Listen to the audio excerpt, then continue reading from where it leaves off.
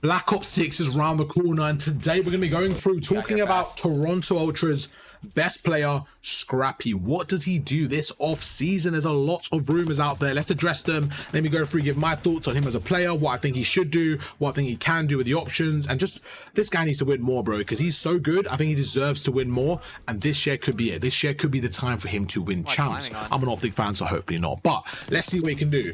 First things first, let's look at, I think, options off the table. I think if Optic didn't have the season they did, or FaZe didn't have the season they did, with both winning 2 chips each, yes, I'm including EWC as a chip. It basically is a very big chip. For me, FaZe 1-2, Optic 1-2.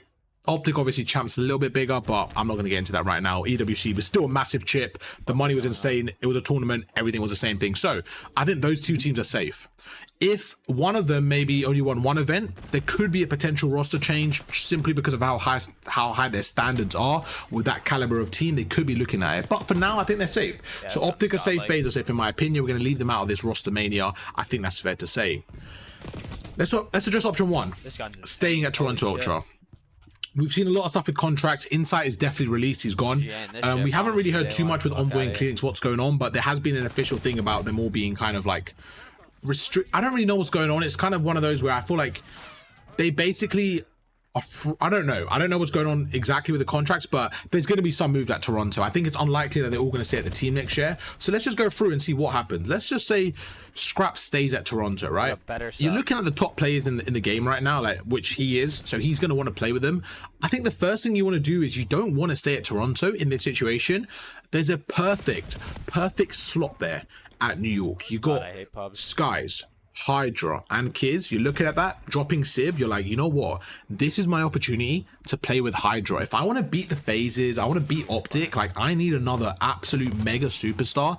We saw it last year. This guy would single-handedly take them to games against FaZe, and they would win, and this guy would be dropping insane damage, like kind of putting the team on his back. And I'm not saying they didn't do anything that's obviously disrespectful, but I think it was clear, like he was clearing above the best player on that Toronto team. For me, he was like unbelievable all year long, super consistent, and I think this is a literal no-brainer. If you can get on that New York team, they clearly want him, right? That Cloud9, they clearly want him.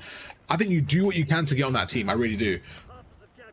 You're basically going to be like the best version of Sib in my opinion, which, look, I got a video on Sib yesterday. I think Sib was unbelievable towards the end of the year. I think he had a really good year at times, right? He was really consistent towards the end. He was basically the second best player, but I think with Scrap, you get that version of Sib basically all year long, and sometimes even better. I really do believe Scrap is that level of player, and I'm an Optic fan again. I hate to say it, but this guy is so good. Like, I love watching Scrap play. As like a rival fan, I'm like, yo, he's still unbelievable. Him and Hydra are the two players I look at and I'm like, I don't care if they're on the other teams. I really like the way they play. So having them together now, I think you have that superstar kind of power. You now have Hydra and Scrap together. That's dangerous. You go up against a New York, you go up against an Optic, and suddenly I think you go neck to neck with them. Honestly, like I look at that superstar potential and like, bro, if you have Hydra and Scrap on the same team, I'm like, that is unbelievable. You are now neck to neck with any team you go up against. I really do believe that. I think Kismet had a really rough year for his standards, especially going after MW2 where he was unbelievable, crazy SMG, doing it all, objective, slaying. I think one of the best seasons I've seen in a while from anyone was that Kismet in Modern Warfare 2. I know Hydra got the MVP, rightfully so, insane as well, right? But I do believe Kismet deserves his flowers because I think his role was the hardest. He basically played that objective role while keeping up with the slaying, and I've not seen anything like that. I actually don't think I've seen anything like that. What Kismet did in MW2 was insane. So going from that year to a, I'm going to say average year last year for his standards, I'm sure he would say the same about himself. I don't think he was great last year. I really don't. But I think he deserves another chance based on his past, and I think that's really fair. I think he was an amazing player in MW2. He's kind of granted another year. To be honest with Skies, I think I've seen a lot of people on the timeline say, why do they drop Sib over Skies? I think if we're looking at player for player, like me personally, I'll probably build around Sib over Skies, purely based on that aggressive AR player, but I don't think that's fair on Sib to kind of disrespect, sorry, on Skies to disrespect his role as a team.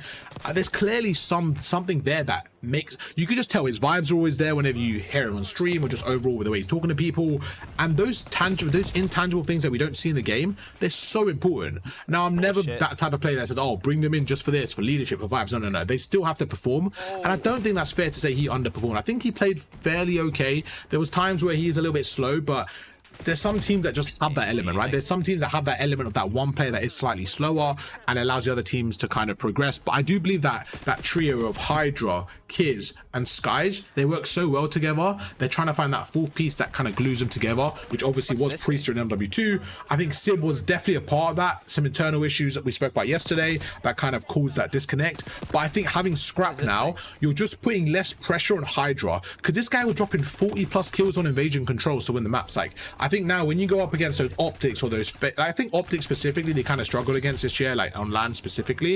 And it's like, if you get Scrap now as well, who played pretty well against optic all year long, it's like you're just going to take them head to head and you're just adding more slaying power, allowing your other players to go through. I really think they're just packer punching by getting Scrap. I really do. So I'm looking at that team and I'm like, you know what? If I'm Scrap, that's my number one option, man. But let's just, you know, let's move away from that. That's the obvious one. I think he should definitely try and get there. They will be disgusting. If he can't get there, let's say for whatever reason, contracts don't work out, whatever, because we all know Hydra's going to be getting the bag. Whatever the issue is, maybe he can't get there. Let's just address that and see what else he can do. I think let's just talk about, if you have the keys at Toronto, what do you really work with here? What do you work with?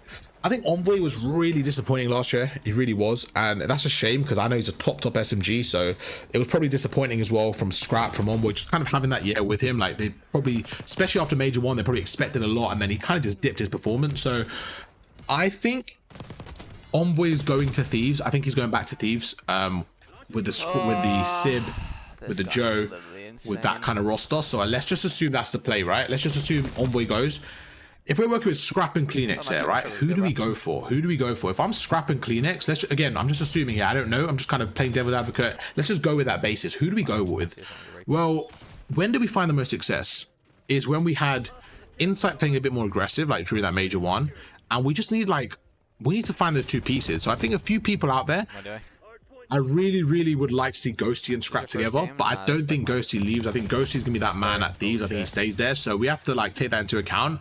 I think one player that really stands out for me personally is Gwyn. I feel like if you can kind of get Gwyn in this team, and this is where I feel like this team could be a little bit underrated, to be honest with you. If you could get Gwyn in that team now, right? If you get Gwyn in, you've now got Gwyn and Kleenex. I really like that duo, especially in a game like Black Ops 6, right? You're going to have a very fast-paced game. I think you need your subs to be your main players here, and you need that aggression. You need those top heavy slaying subs to slay out. This year is going to be completely different to MW3. We're seeing it in the beta. There's movement, there's aggression, there's smaller maps. I think the subs are taking over this year. So I personally would look at someone like Gwyn and say, okay, what can we do to get Gwyn here? This guy had an unbelievable year with a pretty average team, to be honest. Nothing against those players again, but they want the top CDL team, and he stood his own. So I'm looking at getting Gwyn if I can.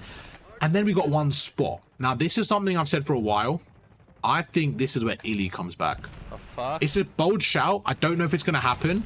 What the fuck? But there's a few things here that give me a bit of confidence. One, Illy's from Toronto. Now, people literally just look at KD and decide where teams go. There's so many more variables. You got to remember, these are real humans playing in teams, right?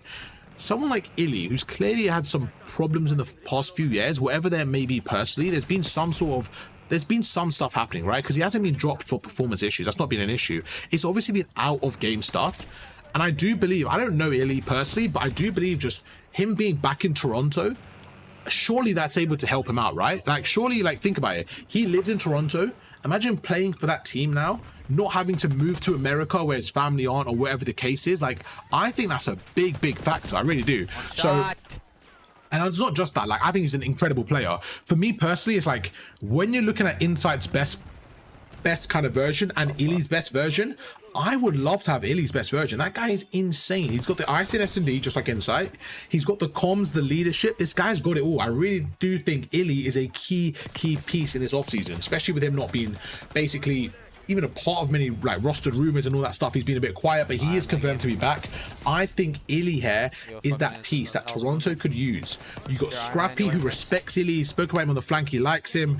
And again, when I'm thinking of someone like Scrap, right, I think he's got that, I'm not gonna say attitude, he's got that confidence stuff. Like, I don't think that Toronto can give this guy a player that he doesn't want to play with. Like, he needs to have someone that he respects as a teammate. And I think Illy could be that perfect fourth, in my opinion. You got Gwyn, Kleenex, Illy, and Scrap.